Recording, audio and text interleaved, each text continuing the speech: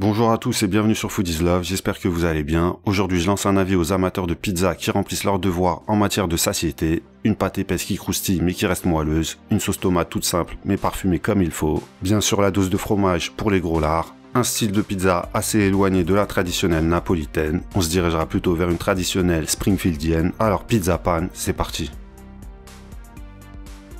On va bien sûr commencer par préparer la pâte à pizza, pour laquelle j'utiliserai mon robot. Sachez que ce type de robot est tout à fait adapté pour pétrir de la pâte, mais bien sûr si vous n'êtes pas équipé, vous pourrez utiliser un pétrin plus traditionnel ou tout simplement pétrir votre pâte à la main. Pourquoi aujourd'hui j'ai décidé d'utiliser ce robot et non pas mon pétrin traditionnel?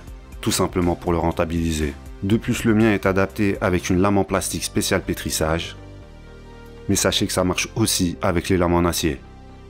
En plus, vous verrez que la préparation est beaucoup plus rapide. Pour 2 pizzas pâte épaisse, on aura besoin de 450 g de farine T55, 10 g de sel, 8 g de levure sèche, que vous pouvez remplacer par 20 g de levure fraîche, quantité nécessaire pour une pousse rapide. Pour une fermentation en 24 heures, 2 ou 3 g de levure sèche suffiront amplement. On ajoutera également une cuillère à soupe d'huile d'olive. On commence à mélanger le tout en y incorporant entre 25 et 28 centilitres d'eau chaude, qui correspond à une température située entre 36 et 40 degrés. Température idéale pour activer la levure. Votre pâte va se former au fur et à mesure que vous ajoutez l'eau. Et une fois que la pâte sera obtenue, avec ce genre de robot, 1 minute de pétrissage suffira amplement. En revanche, si vous pétrissez à la main ou au pétrin traditionnel, vous devrez pétrir la pâte pendant au moins 5 minutes. L'essentiel sera d'obtenir une pâte bien souple et bien élastique, mais qui ne colle pas. Une fois que vous aurez obtenu cette pâte, disposez-la sur votre plan de travail fariné, et voilà le genre de texture que vous devez obtenir. Si la pâte se casse lorsque vous l'étirez, c'est que vous n'avez pas ajouté assez d'eau ou que vous ne l'avez pas assez pétrie. Une fois que vous aurez obtenu le bon résultat, vous formerez la pâte en boule. Comme à l'habitude, vous la disposerez dans un grand bol, que vous aurez badigeonné avec un peu d'huile d'olive. Vous recouvrez le bol hermétiquement et vous allez laisser la pâte doubler de volume, ce qui avec 8 g de levure sèche devrait prendre 1 h à 1 h 30 en fonction de la température ambiante. Pendant ce temps-là, on va préparer la sauce tomate pour laquelle on aura besoin de 400 g de pulpe que vous pouvez remplacer par des tomates entières pelées ou par des tomates fraîches si c'est la bonne période. Versez vos tomates dans un grand verre. Assaisonnez-les avec une cuillère à soupe d'huile d'olive, une cuillère à café d'origan déshydraté que vous pouvez compléter avec un peu de basilic. On relèvera la sauce avec soit un peu de poivre ou soit quelques piments cayenne.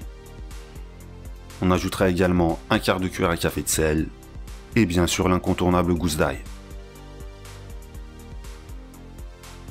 On passe le tout au mixeur plongeant. Vous pouvez bien sûr utiliser un autre type de hachoir, comme un blender par exemple. Assurez-vous d'obtenir une belle purée de tomates. Et sauce pizza très parfumée est prête. Sauce que vous pouvez conserver au frigo plusieurs jours. Et même si aujourd'hui on va préparer 2 pizzas, les quantités données pour préparer cette sauce vous permettront d'élaborer 3 ou 4 pizzas sans problème. Maintenant, allez faire patienter cette sauce tranquillement au frigo, puisque notre pâte a déjà doublé de volume et on va pouvoir s'en occuper. En commençant par la faire redescendre sur terre que vous aurez bien sûr pensé à fariner, afin de pouvoir dégazer la pâte en la pétrissant au moins 1 minute.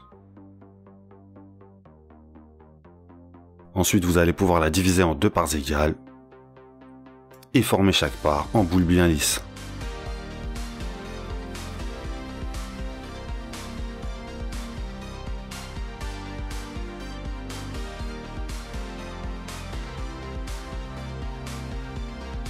Après avoir malmené nos 2 pâtons, on va gentiment les laisser reposer 5 minutes dans un torchon propre, ce qui leur rendra encore plus de souplesse au moment de les étaler.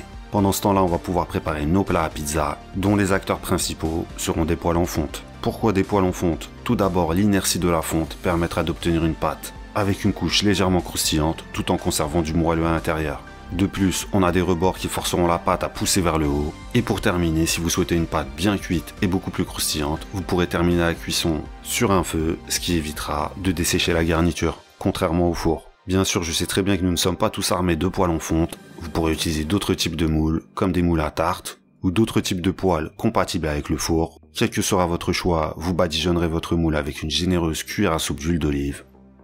Pensez bien également à badigeonner les côtés. Et vous allez pouvoir étaler vos pâtons dans vos moules. Assurez-vous que votre pâte ait la même épaisseur sur toute sa surface. Pour ça, n'hésitez pas à employer la paume de vos mains. Autre avantage de la poêle, vous n'avez qu'à étaler la pâte jusqu'au rebord. Je rappelle encore une fois que le diamètre idéal pour cette quantité de pâte est de 26 à 28 cm. Une fois que vous avez étalé la pâte dans votre moule, vous allez la recouvrir et la laisser reposer cette fois-ci 30 minutes pour qu'elle puisse prendre encore un peu de volume. La première pâte a été étalée dans une poêle de 26 cm, la deuxième sera étalée dans une poêle de 28 cm pour que vous puissiez faire la comparaison à la fin. Pendant que nos pâtes reposent de nouveau 30 minutes, on va faire un petit point sur la garniture. Sachez qu'une fois que vous avez une bonne pâte, de la sauce tomate et du fromage, vous avez obtenu 90% du Graal. Inutile de surcharger et d'encombrer la pizza. Une protéine, un ou deux légumes, en plus de la sauce et d'un ou deux fromages suffiront amplement. Sans oublier quelques herbes aromatiques fraîches. Pour ma part, ça sera de la mozzarella mélangée avec du comté. J'ajouterai un peu de parmesan râpé après la cuisson. Pour les légumes, champignons émincés dans la première et fine tranche de tomates fraîches pour la deuxième. Pour les protéines, je suis parti sur de la chair à saucisse épicée. Choisissez selon vos goûts, vous pouvez opter pour du thon, pour du pepperoni, de la merguez, du bœuf haché. Vous l'aurez compris, ce choix dépendra de vos goûts. Et aussi bien sûr de ce que vous avez dans le frigo. D'ailleurs, vous pouvez très bien faire une pizza sans viande, c'est ce que j'ai l'intention de faire avec la deuxième pizza. Comme je vous l'ai dit tout à l'heure, pensez également aux herbes fraîches comme le basilic, que vous ajouterez après cuisson pour conserver tout son parfum. 30 minutes plus tard, on va enfin pouvoir garnir nos pâtes à pizza. Vous pouvez d'ores et déjà préchauffer votre four à la température maximum.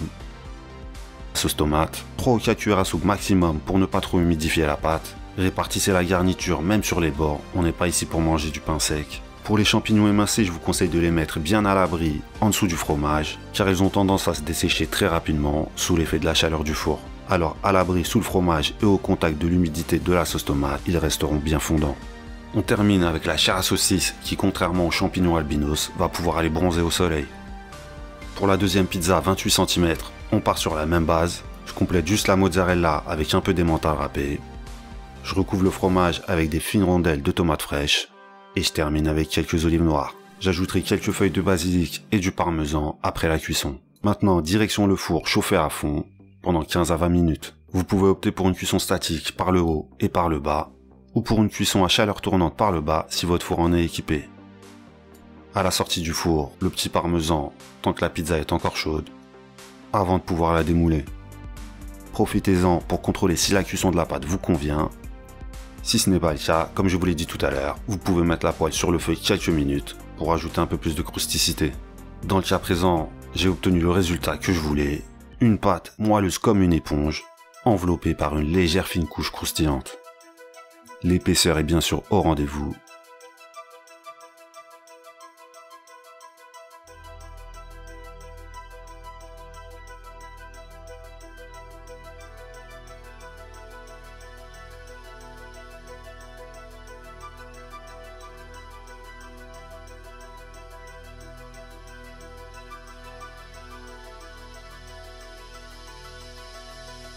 La deuxième pizza a été cuite un peu plus longtemps pour vous montrer qu'on peut obtenir, encore une fois, une fine couche croustillante en conservant une pizza bien moelleuse.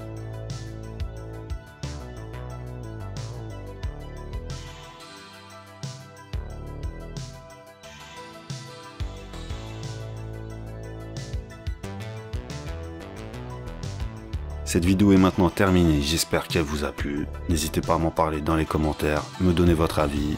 Vous me ferez un plaisir de mettre un pouce vers le haut avant de partir. Et je vous donne rendez-vous à la prochaine vidéo pour une nouvelle recette. Ciao!